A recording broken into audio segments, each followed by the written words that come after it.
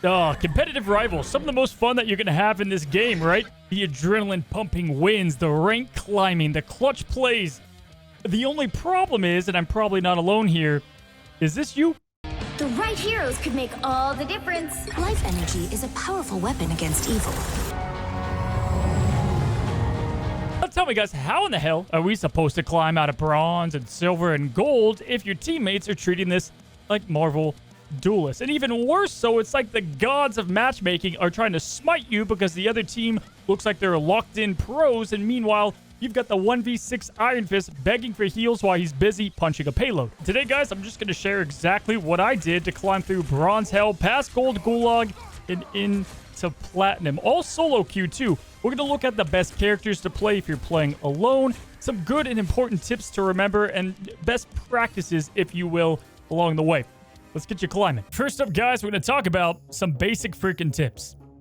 All right, guys, so this really comes down to two things, all right? You might already know it. Great, awesome, go climb the ranks. But if you don't, learning the fundamentals and then decision-making are the two most important things to get down in rivals. And there's some things within those to learn, and once you do, you're going to become just way better. Now, first and foremost, guys, be flexible. I know you don't want to hear this. I know you really want to play your role, and I'm mainly talking to duelists here.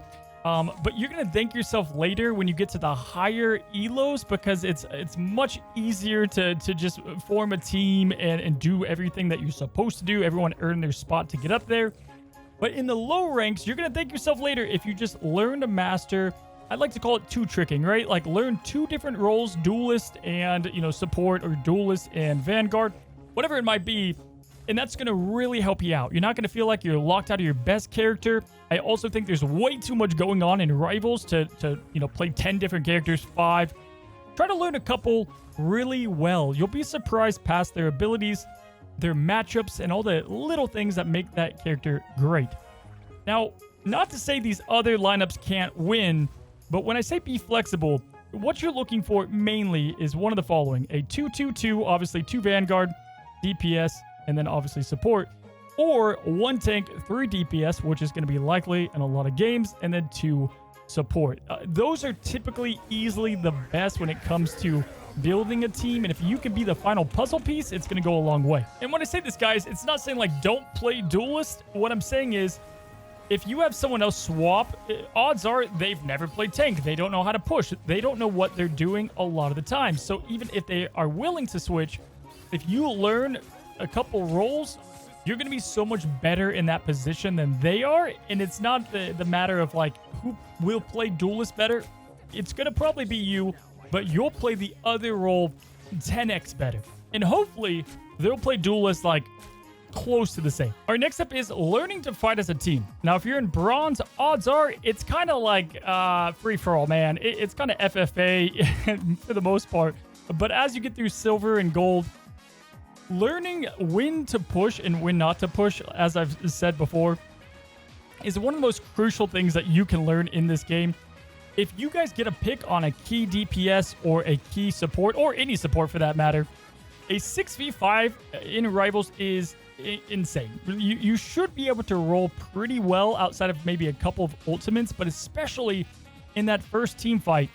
If you get a pick, you should definitely roll into that, and then once you get a couple kills, when I say push their spawn, be careful, but, give them a little aggro there and cap the point, or do whatever you need to do to ensure you get to the objective successfully. Now, another thing that I see plenty when I'm looking at other people play the game and they're not climbing, they want to know what they're doing, they had decent stats.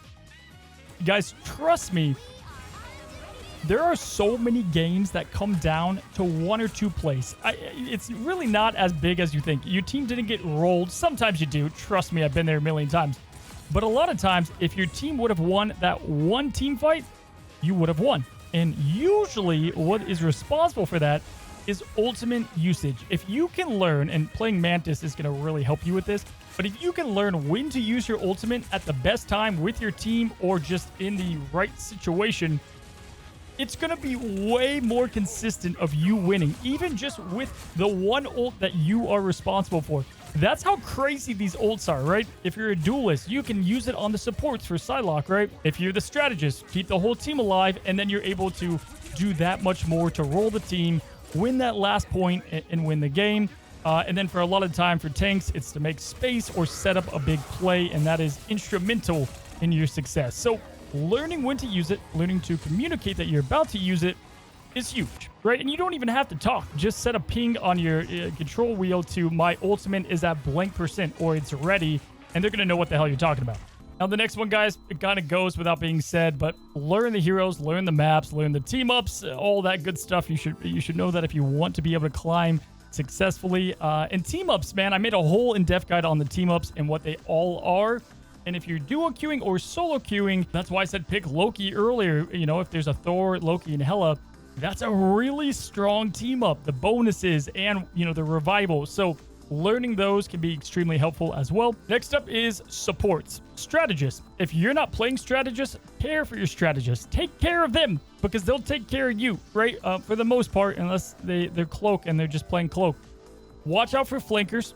Ping them. If they have a magic, Psylocke, Spider-Man, they're not picking those characters to have a good old time against the Vanguard. They're going for the supports, so make sure your supports are alive. The team that has their supports alive is the team that's going to win. It's that easy, guys. And so just make sure you stay as a unit and care for them. You're going to be surprised that if you just keep them alive or just keep an extra eye on them, even if you're someone like Moon Knight and you're focused on doing your thing, keep an eye on them. It's going to really go a long way. All right, now one major tip is if you can, play with friends.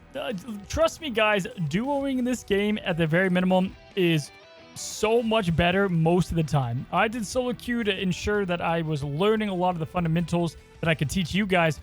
But with duoing, you can learn your friends' playstyles and what they're doing and come up with just 2 hero strategies and do something like a Magneto into a Witch ult. There's a million different combos you can do outside of just doing team-ups that hard carry. If your friend's cracked, like I said, have them play Hela, you play Mantis, damage boost. Congrats, you're going to be just climbing easily. Another tip, guys, learn when to call it. Right? I can't tell you how many. One more round, one more play. We just lost 5 in a row, damn it. But this is our round. It's not. You're going to lose. You got to learn when to just call it. Especially, this may just be coincidence. When it gets too late at night, I feel like the sweaty people are on. So don't play too late. If you're losing a lot. It's just something funny that I found. But yeah, if you're winning a lot, great. But if you're losing a lot, just learn when to stop. And lastly, guys, like, just don't tilt. Don't get mad. There's so many games that I thought we were done, right? Like, they got, you know, instantly the point or instantly the payload. But then we did the same thing faster and we won. And so, you know, maybe sometimes you don't push the payload that far at all. And that's the most easy one-way ticket to, like, freak out. But sometimes you can stop that. Try to have fun. It's a game after all. And the more you can do that and encourage your teammates, I'm telling you, just like there's something about team morale that really works with momentum in this game.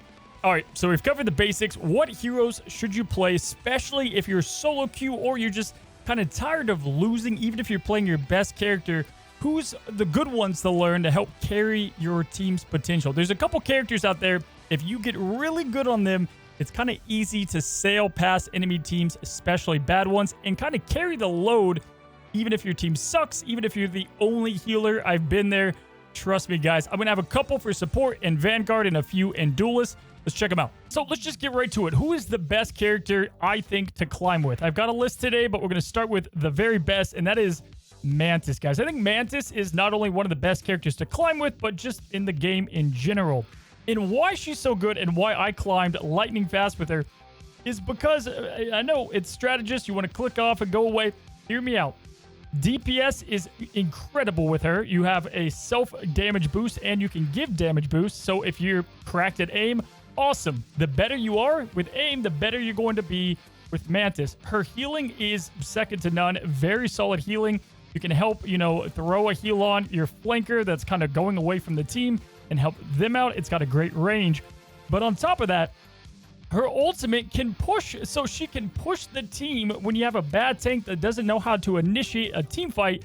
This is going to be essential to help you win those pushes or counter an ultimate or just help out the team if you guys are all low. Now, we'll go to another strategist and then DPS. So let's go ahead and talk about my second pick, and that is going to be almost always Luna if Mantis is taken, or Loki if Hela is on your team, because the team up is quite frankly broken. Luna is Rival's like ultimate babysitter, very good at just healing and sustaining consistent heals, doing respectable damage as well.